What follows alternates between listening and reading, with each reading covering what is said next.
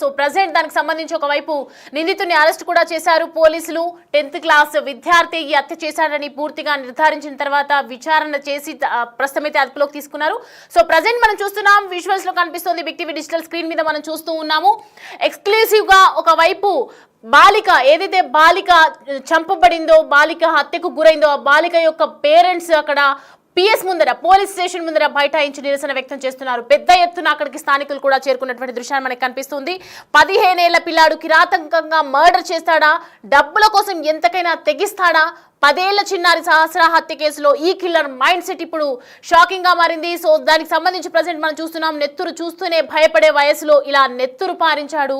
సహస్ర తల్లిదండ్రుల గుండె కోత అందరినీ కదలిచి వేస్తుంటే ఈ పిల్లవాడి ప్రవర్తన మరోవైపు చర్చనీయాంశంగా మారిందని చెప్పి ఒకవైపు పోలీసులు టేకప్ చేశారు. కానీ ప్రజెంట్ అయితే పోలీస్ కస్టడీలో ఉన్నటువంటి కిల్లర్ కి సంబంధించి విద్యార్థులు ఏదైతే బాలిక యొక్క తల్లిదండ్రులు ఏం చెప్తున్నారంటే, ఆయనకి ఏ శిక్ష అవసరం లేదు, డైరెక్ట్ గా ఆయనని చంపేయాలి, పోలీసులకు మేము ఇదే కోరుతున్నాము, ప్రభుత్వానికి మేము ఇదే కోరుతున్నామని చెప్పి ఒకవైపు వీళ్ళందరూ కూడా అక్కడికి వెళ్ళడం జరిగింది. పేరెంట్స్ అందరూ కూడా అక్కడ పెద్ద ఎత్తున నిరసన వ్యక్తం చేస్తున్నారు. బాలిక యొక్క తల్లిదండ్రులు, బాలిక యొక్క కుటుంబీకులు, మొత్తం మంది స్థానికులు, అక్కడ ఏదైతే కూకట్పల్లి కాలనీలో ఏదైతే బాలిక యొక్క ఏరియాలో ఉన్నటువంటి ఎంతో మంది జనాలు ఉన్నారు కదా, అక్కడ వాళ్ళందరూ స్థానికులు, చుట్టుపక్కల వాళ్ళు కూడా ఇక్కడికి వచ్చి నిరసన వ్యక్తం చేస్తున్నారు. నిందితుడిని మీరు చంపేస్తారా, మమ్మల్ని చంపేయమంటారా, ఎట్టి పరిస్థితుల్లో నిందితుడిని మాకు అప్పగించాలి అని చెప్పి ఒకవైపు పెద్ద ఎత్తున నిరసన అయితే వ్యక్తం చేస్తూ ఉన్నారు.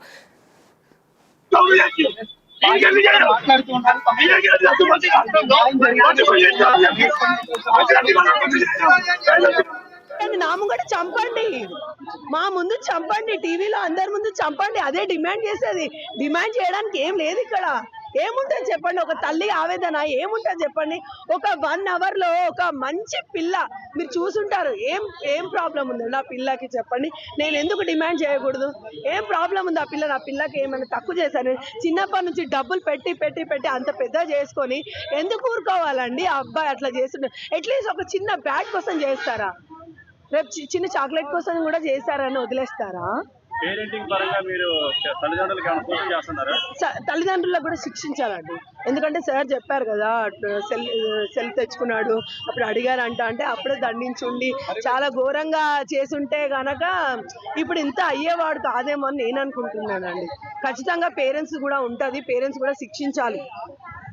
అదే నేను కోరుకునేది, పేరెంట్స్ ని శిక్షించాలి. వాడిని మాత్రం చాలా దారుణం చేయాలి. అసలు నా పాప ఎంత దారుణం చేశారో మీకు అందరికీ తెలుసు.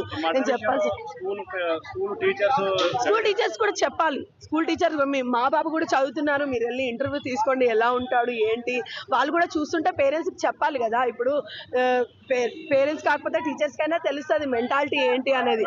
అబ్బాయి చదువుతున్నాడా, వస్తున్నాడా లేదా అని తెలుస్తుంటుంది.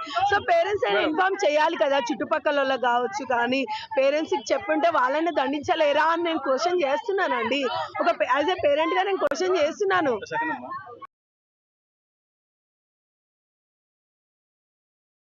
సో రైట్, చూస్తున్నాం కదా, ఎలాగైనా నిందితుడిని మాకు అప్పగించాలి, లేదంటే మీరు చంపుతారా, మమ్మల్ని చంపుతారా అని మేము మమ్మల్ని చంపమంటారా, ఒకవైపు బయటికి తీసుకురండి, ఆ నిందితుడి అంతు మేం తేల్చుతామని చెప్పి ఒకవైపు తల్లి వేడుకుంటోంది. తల్లి ప్రభుత్వానికి ఒకవైపు ఆదేశిస్తోంది, చెప్తోంది నాకు ఖచ్చితంగా ఆ కిల్లర్కి ఎలాంటి శిక్షలు అవసరం లేదు, ఎలాంటి జైలు శిక్ష అవసరం లేదు, ఎలాంటి యావజ్జీవ కారణ శిక్ష అవసరం లేదు, కానీ ఉరి శిక్ష కూడా అవసరం లేదు, కానీ నాకు అప్పగించండి, నేను చూసుకుంటాం, ఆ కిల్లర్కి సంబంధించి అంతు తేల్చుదామని చెప్తున్నారు. ఒకవైపు వారికి సర్ది చెప్పేందుకు పోలీసులు ప్రయత్నిస్తున్నప్పటికీ కూడా కూకట్పల్లి పోలీస్ స్టేషన్ ముందట తీవ్ర ఉద్రిక్తత కనిపిస్తోంది, ఉద్రిక్తత వాతావరణం కనిపిస్తోంది. ఎట్టి పరిస్థితుల్లోనూ ఎలాంటి సిచ్యువేషన్స్ లోనూ కూడా వదిలిపెట్టము, ఖచ్చితంగా ఆ కిల్లర్ మాకు కావాలి, నిందితుడు మాకు కావాలి, ప్రభుత్వానికి మేము ఒకటే విన్నపించుకుంటున్నాం, ఇది మాకు ఎలాంటి సాయం అవసరం లేదు, మా పోయిన బిడ్డ మాకు ఖచ్చితంగా తిరిగి రాదని మాకు తెలుసు, కానీ ఎవరైతే నా బిడ్డ హత్యకు గల కారణాలు అయ్యారో, నా బిడ్డ మరణానికి గల కారణాలు ఎవరైతే ఉన్నారో వాడిని ఖచ్చితంగా వదలము, మేము బయటికి తీసుకురండి, మేమే చంపుతామని చెప్పి పెద్ద ఎత్తున నిరసనలు వ్యక్తం చేస్తున్నారు. పోలీస్ స్టేషన్ ముందు బైఠాయించి ఒకవైపు వాతావరణం మనం చూడొచ్చు, ఒకసారి స్క్రీన్ మీద కనిపిస్తోంది. ఎక్కువగా సహస్రను ఎవరైతే అత్యంత దారుణంగా చంపినటువంటి నిందితుడికి సంబంధించి పోలీస్ స్టేషన్ ఎదుట బైఠాయిస్తారు. పోలీసులు ఒకవైపు సద్దు మనగేటట్లు ప్రయత్నం చేస్తున్నారు, కానీ ఒకవైపు మనం దానికి సంబంధించి ఇప్పుడు చూస్తూ ఉన్నాము. రైట్, మన లైవ్ లో మనకు కనిపిస్తోంది పెద్ద ఎత్తున స్థానికులు కూడా అక్కడికి చేరుకున్నటువంటి సిచ్యువేషన్ కనిపిస్తోంది.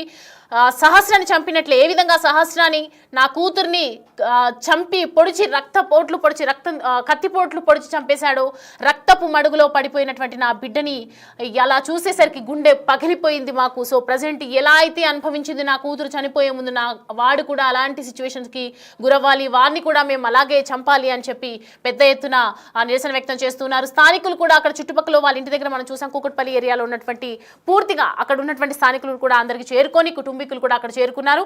పోలీస్ స్టేషన్ ఎదుట పెద్ద ధర్నా అయితే చేస్తున్నారు. వాటిని సర్ది చెప్పేందుకు ఒకవైపు పోలీసులు ప్రయత్నిస్తూ ఉన్నారు. రైట్, మనం ఇప్పుడు చూస్తుంది అక్కడ ప్రజెంట్ రైట్ నో కొనసాగుతుంది, లైవ్ లో మనం చూస్తుంది ప్రజెంట్ అక్కడ కూకట్పల్లి పిఎస్ దగ్గర మనం చూస్తున్నాము. పెద్ద ఎత్తున స్థానికులు అక్కడికి చేరుకున్నారు.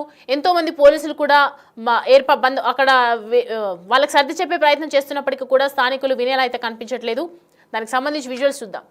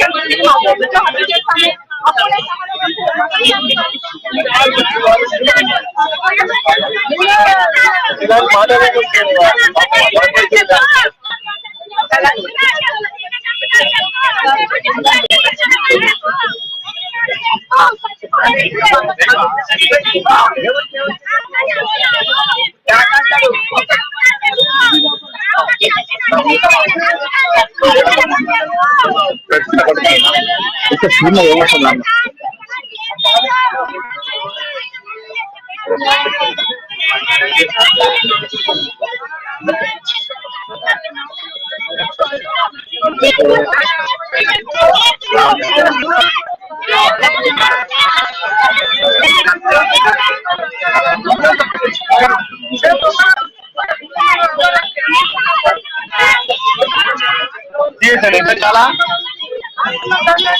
హలో